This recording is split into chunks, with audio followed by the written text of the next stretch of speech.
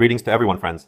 Today we will be discussing and talking about resolution number 1632, which is, first of all, experimental. And the question is, how many more of these experiments will be conducted on Ukrainians? That's first of all. Secondly, what impact will this have on all Ukrainians living abroad? Because forced military registration without the necessary procedures raises a lot of questions for you.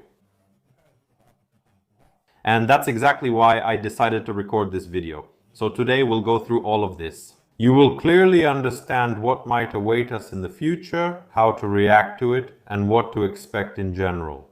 Watch this video till the end and make sure to subscribe to my channel. New videos come out here every day. Thank you all for your support.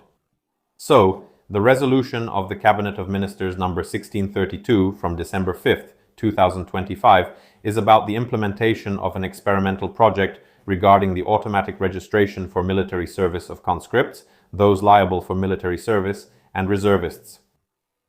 There's already an interesting detail in the title itself. This is actually an experimental project which is planned for 2 years, as stated in the document, and what is supposed to happen, what accordingly is in the resolution to agree with. Approve the Ministry of Defense's proposal to conduct a 2-year experimental project starting from this resolution's effective date on automatic military service registration for conscripts, those liable for service, and reservists. All this will take place in an almost automatic mode through the exchange of information between different registries. That is, in fact, this resolution opens the door to the complete and total registration of all male citizens of Ukraine aged 18 to 60 years. If before this, for example, you didn't have a reserve plus, or you had been living abroad for a long time and had no connections with Ukraine for a long time, you didn't update your military registration info there, etc., then there was a fairly high probability that you would remain in the so-called gray zone. Yes, for example, if your documents were lost maybe 5 or 10 years ago, then in that case, they couldn't even send you a draft notice if you didn't update your information yourself, if you didn't download the Reserve Plus app and didn't provide any information there. Yes, now this is coming to an end. Now they will find absolutely everyone, because the list of registries from which information will be automatically taken is comprehensive, including banks. They will most likely transmit your information, all Ukrainians living abroad, definitely, because the State Migration Service will submit your information. And wherever you are, you will end up in the registry of conscripts and reservists. And this information can be used in different ways, absolutely in different ways. We are told that this is simply needed to improve the digitalization system in the Territorial Recruitment Center. But in reality, if you really look into it, this could result, for example, in massive fines for all Ukrainians living both abroad and in Ukraine. Yes, because in that case, they could send you, for example, some summons, and if you don't show up, you will be fined. This way, they could easily drive people into debt and replenish the state budget. Again, that's not the main point, and we'll talk about the main thing a little later. So what exactly is established by this procedure? The Ministry of Defense coordinates the experimental project, with participants including the Ministry of Internal Affairs, State Migration Service, and General Staff of the Armed Forces of Ukraine. The implementation of the experimental project is carried out within the expenditures provided for in the state budget for the relevant year for the Ministry of Internal Affairs, the Ministry of Defense, and the Migration Service. Yes, moving on. There are a lot of interesting nuances in its use. Let's not go into details. Actually, what is it about?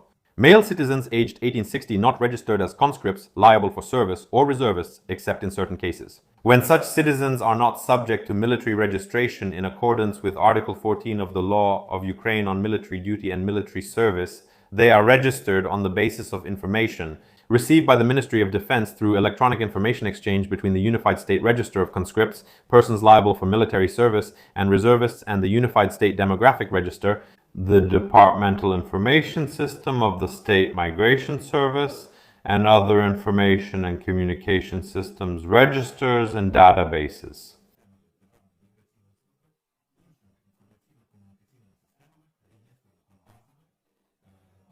Under Article 14 of the Law of Ukraine on the Unified State Register of Conscripts, persons liable for military service, and reservists, to something interesting.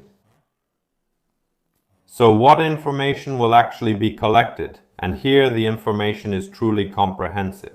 First of all, a digitized image of the person's face, surname, given name, and patronymic if available, date of birth, place of birth, gender. I don't understand, Nakrina, why include gender here if this only concerns men, exclusively men? Next, the place of residence if available, passport details of a citizen of Ukraine or a document that gives a citizen of Ukraine the right to travel abroad. Information about citizenship. Unique record number in the Unified State Demographic Register, if available, the registration number of the taxpayer's card or the series and number of the passport of a citizen of Ukraine. Yes, for individuals who, due to their religious beliefs, refuse to accept the registration number of the taxpayer's card. Here's what I want to say. In our country, you can refuse to get an identification code on religious grounds, but on religious grounds, you basically can't refuse mobilization. This is also a very interesting point. And 10th, information about processing documents for traveling abroad, for permanent residence or staying for permanent residence abroad, or returning to Ukraine. That is, in fact, all the information that your information from various registries will be sent to the Ministry of Defense, then to the Territorial Recruitment Center. And then you will be just like on an open palm, and it will be much easier to send you a summons anywhere. Because before, the whole system was on paper, some documents could get lost, damaged, and so on, and people basically remained invisible. And there are also a lot of such Ukrainians. And when the Territorial Recruitment Center can't pay them a fine, can't find where or how they live, absolutely nothing. Even if someone stays or works in Ukraine, they often still remain in a gray area. Of course, until the Territorial Recruitment Center stops such a person on the street and starts checking their documents, but what happens next? You and I already know what this resolution is about. If someone asked my opinion, I would say that this resolution is about total control. And these experimental resolutions, these experimental projects that are being implemented in Ukraine, sometimes I get the feeling that right now in Ukraine they're practicing how different digital technologies can be used to completely and totally control the population of any country.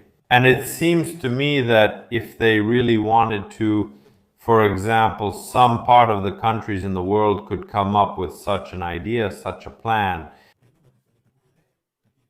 For example, to test everything possible in Ukraine.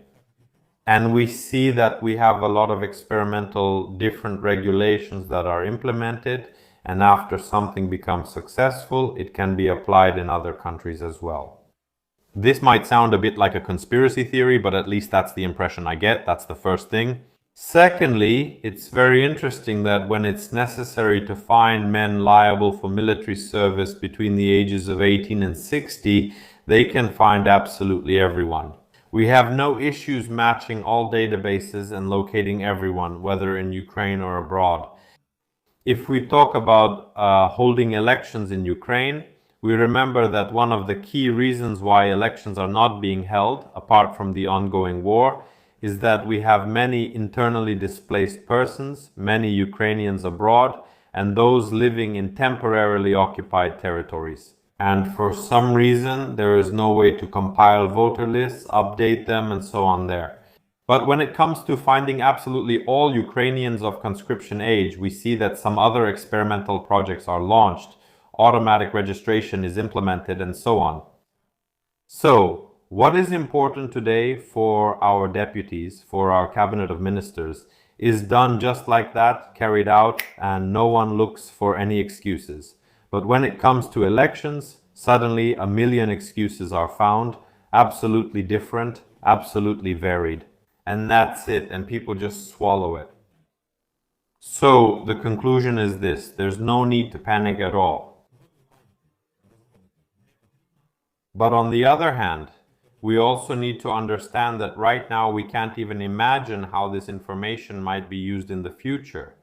Against those Ukrainians who live abroad, against those Ukrainians who live in Ukraine, we don't even have an understanding of that. And they can use it absolutely any way they want, because now the Ministry of Defense and the Territorial Recruitment Center, as part of the entire military, will have full and comprehensive access. Basically, your files about who you are, what you are, and where you are, and they will be able to use it however they want as well. And if we look at the fact that the Territorial Recruitment Center quite often exceeds its official authority, we can also conclude that the information can be used in absolutely different ways. And again, this is exclusively my subjective opinion. What do you think about this? Share your thoughts in the comments. I'd love to hear your opinion. Subscribe to my channel and share this video with friends and loved ones. Thanks for watching. Have a great day. See you next time.